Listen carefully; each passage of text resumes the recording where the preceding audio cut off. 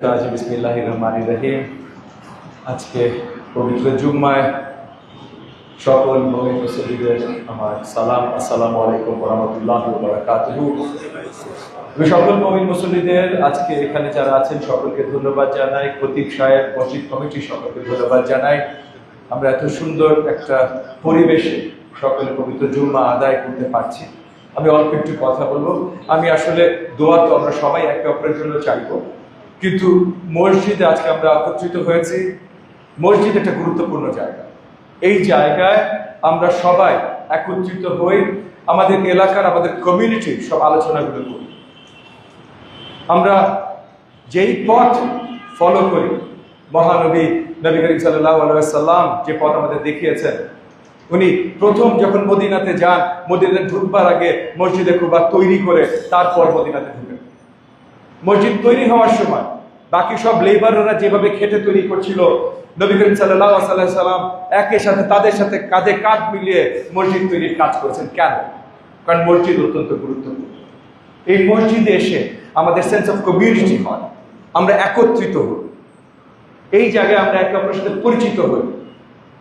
সহিহ মুসলিমে বর্ণিত আছে যে নামাজ আপনি বাড়িতে যখন পড়বেন আর মসজিদে যখন পড়বেন 27 গুণ বেশি সওয়াব আল্লাহ তাআলা আপনাকে প্রদান করবে যদি আপনি মসজিদে পড়েন, কারণ আপনি সবার সাথে পড়বেন।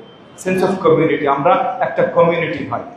আমি কারো দাওয়াতে আসি না, আমি নামাজ আজকে আপনাদের এখানে পড়েছি, আরেকদিন আরেকটা মসজিদে পড়বো।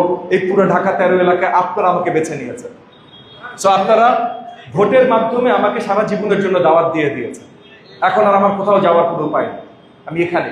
সো আপনাদের সাথে আজকে আপনাদের মসজিদ আছে, আরেকটা মসজিদে থাকবে। কিন্তু এই সেন্স অফ কমিউনিটি, আমাদের একে অপরের সাথে আবদ্ধতা, এটা শক্তভাবে তৈরি করতে হবে। মসজিদে আসবো, মসজিদে এসে আমরা আলোচনা করবো আমাদের এলাকার জন্য কি প্রয়োজন।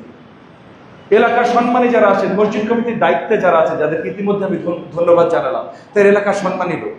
আজকে সামনের সারিতে যে বুজুর্গরা বসে আছেন, বা হয়তো অনেক বুজুর্গ একটু দেরি করে এসেছেন, পিছের সারিতে বসে আছেন, কিন্তু আপনারা ভাই এলাকার বিজ্ঞজন, এলাকার বুজুর্গ। তরুণ যারা আছেন তারা আগামীর প্রজন্ম, তারা আগামীর এলাকার বুজুর্গ। আপনাদেরকে নিয়ে তো এই কমিউনিটিটা আমরা তৈরি করবো। রমজান মাস এসেছে, খুব স্পেশাল একটা মাস। পরম করুণাময় আল্লাহ তাআলা আমাদেরকে জানিয়েছেন যে এই মাসে আমরা সবচেয়ে বেশি সওয়াব তার কাছ থেকে আদায় করতে পারি। তো তাহলে এই মাসে আমাদের ইবাদতের কারণ আরো বেশি। ইবাদত আমরা পরম করুণাময় আল্লাহ তাআলার কাছে করি, কিন্তু মসজিদে সেখানে ইবাদত করি কেন? নবীজি বলেছেন মসজিদে যে করো। কেন? যে কোনো জায়গায় নবীজি মসজিদকে সবচেয়ে বেশি গুরুত্ব দিয়েছেন। কারণ এই জায়গায় এসে আমরা সবাই একত্রিত হই, আমরা ওই কমিউনিটি হই। এই কমিউনিটির শব্দ অনেক আছে, উম্মাহ একটা শব্দ কমিউনিটির জন্য। যে কোনো কমিউনিটি, আমাদের কমিউনিটি, বৃহত্তর বিশ্বের মুসলমান কমিউনিটি, মুমিন মুসল্লি আমরা যারা, সবার জন্য এই একটা শব্দই প্রযোজ্য। তো আমরা আমাদের এলাকার জন্য তো কাজ করতে হবে, আমাদের এলাকায় এগিয়ে নিতে হবে। এই পবিত্র রমজান মাসে আমাদের এলাকায় অনেক ধরনের বাজারের সমস্যা হয়, রাস্তাঘাটের সমস্যা হয়। আমাদের অনেক এলাকাবাসীরা সময় মতো ইফতারে পৌঁছাইতে পারে না, রাস্তা আটকানো থাকে। তো এই জায়গাগুলোতে আমাদের কমিউনিটি হিসেবে কাজ করতে হবে।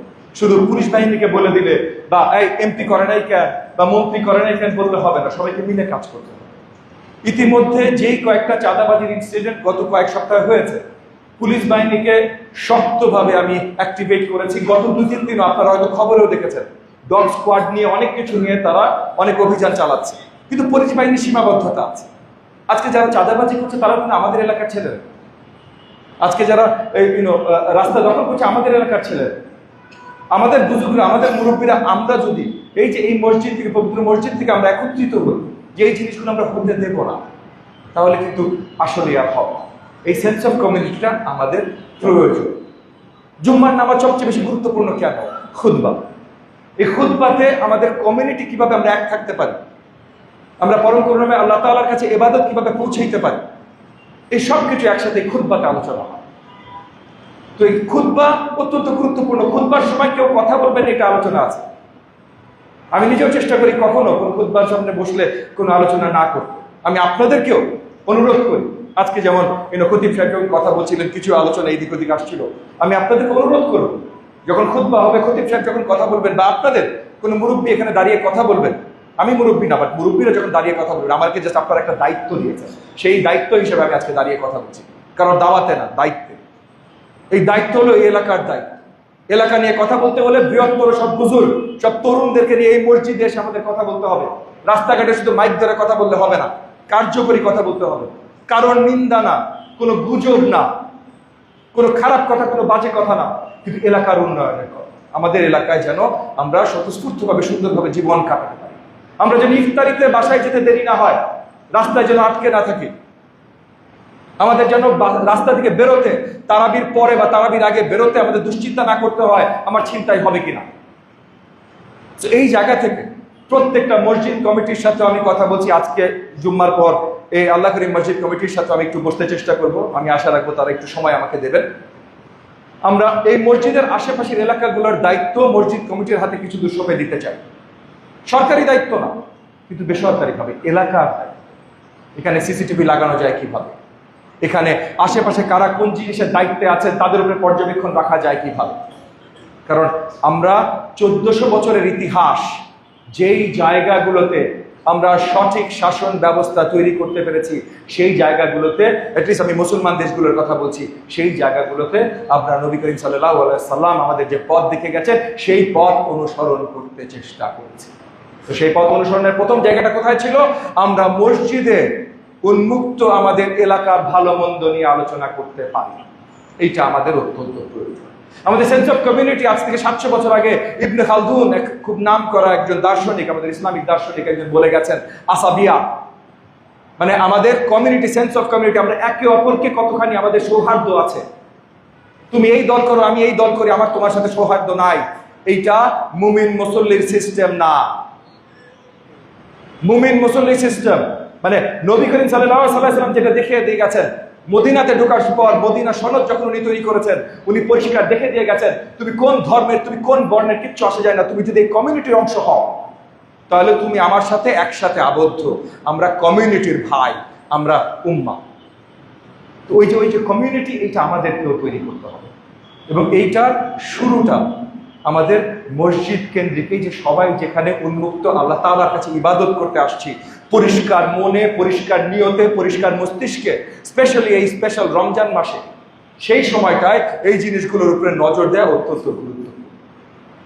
আমাকে আপনাদের পছন্দ না হতে পারে, অন্য কাউকে আপনাদের পছন্দ না হতে পারে, কিন্তু একে অপরের সৌহার্দ্যের সাথে আমাদের কাজ করতে হবে, নাহলে আমাদের এলাকার উন্নয়ন হবে না। আমরা একে অপরের সেন্স অফ কমিউনিটি তৈরি করতে পারবো না। বাসা থেকে বেরোলে পাশের বাসা, নবী করিম সাল্লাল্লাহু সাল্লাম আমাদেরকে শিখিয়ে দিয়ে গেছেন যে আপনি আপনার প্রতিবেশী যদি খালি পেটে থাকে, আপনি ভরা পেটে ঘুমাইতে পারেন না।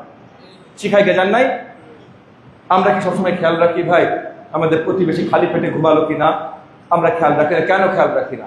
আমাদেরও দোষ না ভাই। এখানে যারা আছেন সবাই মুমিন মুসল্লি, সবাই আমি ধরে নিচ্ছি একদম সাফ পরিষ্কার নিয়তের ইনসান, কিন্তু আমরা বাইরে যাই দেখতে পারি না, আমরা কারোর সাথে কথা বলতে পারি না, আমরা আবদ্ধ হয়ে গেছি আমাদের ফ্ল্যাট বাড়িতে বা ওই জায়গাগুলোতে। তাইলে সেই জায়গা তো মসজিদ আছে।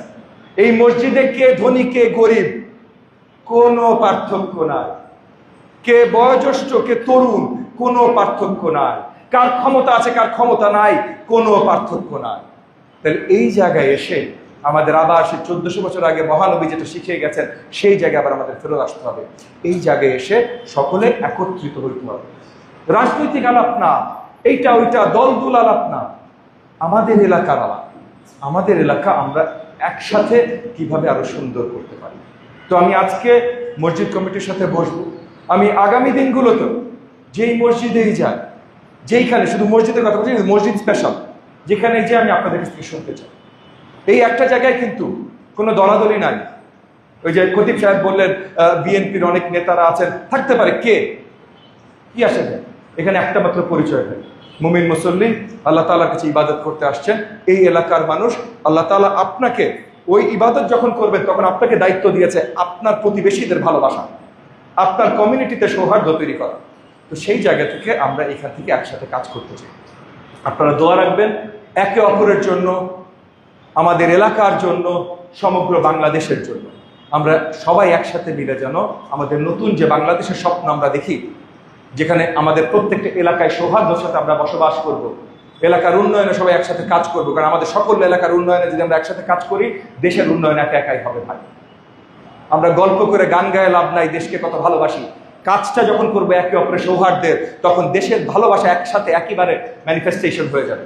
তো সেই আশা ব্যক্ত করে আপনাদের সকলের কাছে একে অপরের জন্য, এলাকার জন্য এবং দেশের জন্য দোয়ার আবেদন জানিয়ে বক্তব্য শেষ করছি। অসংখ্য ধন্যবাদ। আসসালামু আলাইকুম ওয়া রাহমাতুল্লাহি ওয়া বারাকাতুহু।